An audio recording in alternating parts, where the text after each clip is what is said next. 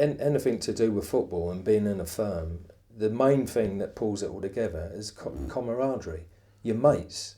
So when you go to football together, you look out for each other. And I think that's what comes across if you talk to anyone. It becomes a bit like a brotherhood, really. And I think that was the great thing about Cardiff City, is that it united the valleys. I was from the Merthyr Valley, he was from the Cynon Valley. We all got very tight, because we used to go away together, So those that were in the Saturday service, it was a very, very close-knit and tight-knit. And you felt special because prior to that, it had been a very, as I said before, it was pretty much gang-orientated depending on what area you came from.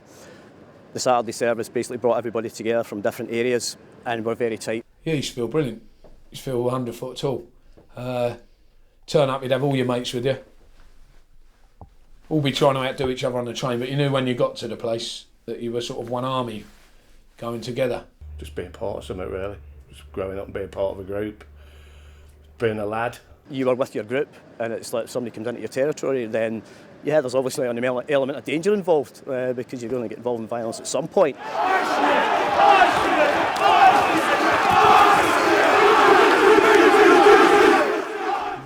The actual fighting was actually, hilarious. Lots of bouncing around, lots of sort of chasing.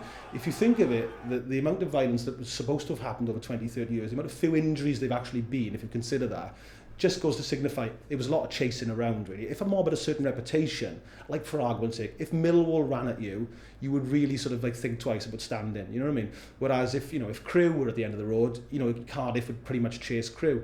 And you've got to remember, it was a very different, it wasn't the Premiership, it was the First Division. And it was dangerous going to away matches. It wasn't like it is now where people can just go to pubs even near opposition grounds. It was a dangerous thing to do, The police didn't have control, so there was a certain identity with these group of people. If you went to a Liverpool match and that group of people weren't there, you were in trouble, because they were the protection. Cardiff's reputation, I always say this, saved me from so many kick-ins because when you went away, that reputation tended to mean that people left you alone. So when you were on your own, it was more dangerous. This is a great irony about football casuals and football fans, that they don't understand people. If I was with the mob, as we called them, you were pretty safe. Because you could either hang back and let a few nutters fight, or you could sort of be safe among the numbers. The most dangerous thing was to be caught on your own. The one time I was caught on my own, after we played Enfield, my own fault, I went to a chip shop and Spurs turned up, and they must have smelt me, I must have smelt the leaks or something, and they were on me straight away, They gave me a bit of a kick in, and I just got pulled behind the counter, and I went back sort of bedraggled to the rest of the boys, and they all kind of fell about laughing because my hair was sticking up and I had a bit of a black eye and I was going, just got nailed by some Spurs. And they all kind of charged over, they'd long gone. That was the one time I was stupid and left on my own. So you get a kind of a sensibility about how to look after yourself as well. So whenever I was with the casuals of the mob, that was when I was safest. Still the same case now. I mean, people think just being at the football, it's all about fucking fighting. But it's not. It's about your own identity. You're part of a group. You're part of a scene. You're part of a fashion. You're all trying to outdo each other in a way. You're like women with handbags. You've got if someone's got a £500 coat, you'll probably want to buy a fucking £600 one. You've got to look the part. It's no good going to some northern outpost and looking like a bunch of scumbags. You had to get off that train and you had to look sharp and you had to show them that you were a firm and you were together. And if you look the same, then you were together. If you've got to put yourself on show, ain't you? If you're landing on someone else's manor, you ain't going to get there in a fucking Umbro top, are you? If you know what I mean, you want to be there looking the bollocks. Yeah, it's the best fashion show in England is a fucking football day. Yeah, definitely. Lucky people lost buttons, rips, coming home gutted, shirts. People's got stories of chunks taken out of them, police dogs, etc. Do you know what I mean? But even being cut, slashed, ammonia, again, paint chucked over them. There's loads of stories of people getting clothes ruined, and you're talking at the time probably half a week's wages on a jumper, shirt. But I've seen people getting into turn-ups, mad fellas who've got £500 coats on. They don't care. They just want get involved.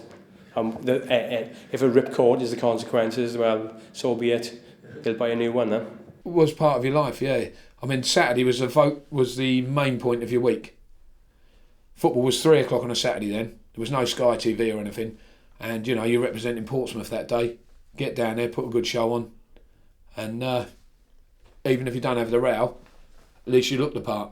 You know, it's that great line in Goodfellas, all my life I wanted to be a gangster. I was a bit like, all my life I wanted to be a casual. I wanted to follow these lads. But everyone's got 100 stories to tell, and every football fan in the world must have, if you've gone to more than 50 games, you've got 50 stories to tell, because there's something mad always happens.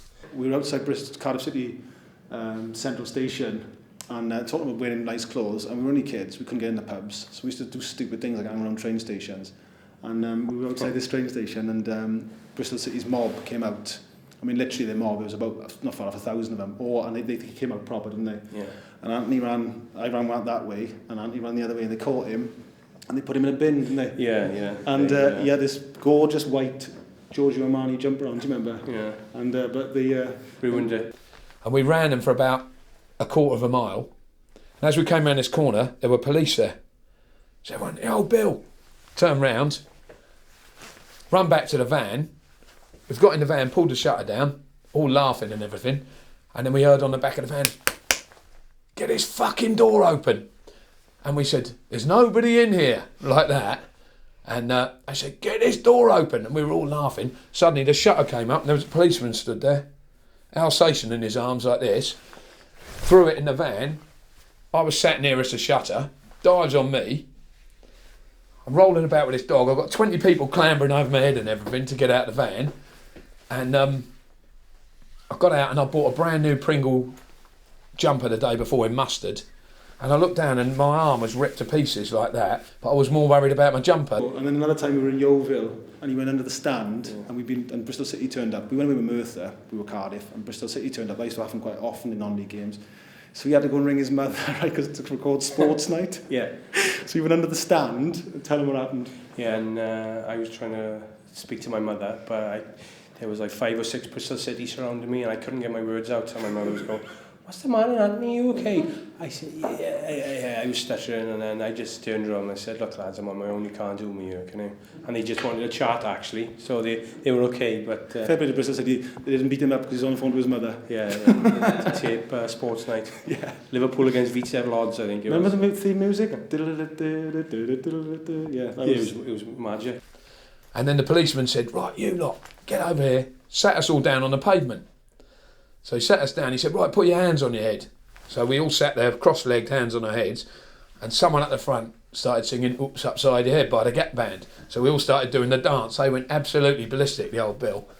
And they said, right, get back in that fucking van. They said, if you stop before you get to Severn Bridge, you're all nicked for the night. Wales were playing in Moscow, in Russia, in championship playoff, and there was a pre-arranged fight with the local Russian hooligans, Spartak and CSK, and after they gave us a big hiding, but it was just like fighting a mob of Cockneys, Tottenham or Arsenal or West Ham or wherever, because they were dressed immaculately. They caught up with the internet and the books, all irrelevant, what was going on, and then afterwards we were all there covered in black and blue, covered in blood, coat stripped, and they were coming then asking, oh, do you like our labels, do you like our Mandarina duck coats and things like that, you know, and then they wanted to take us out clubbing, because they said, oh, now we've beat you up, now you're our guests in Moscow, you were our guests, and it was just like the fight was over, now they wanted to be your friends, and that was bizarre. So you've always got a good story from an away game.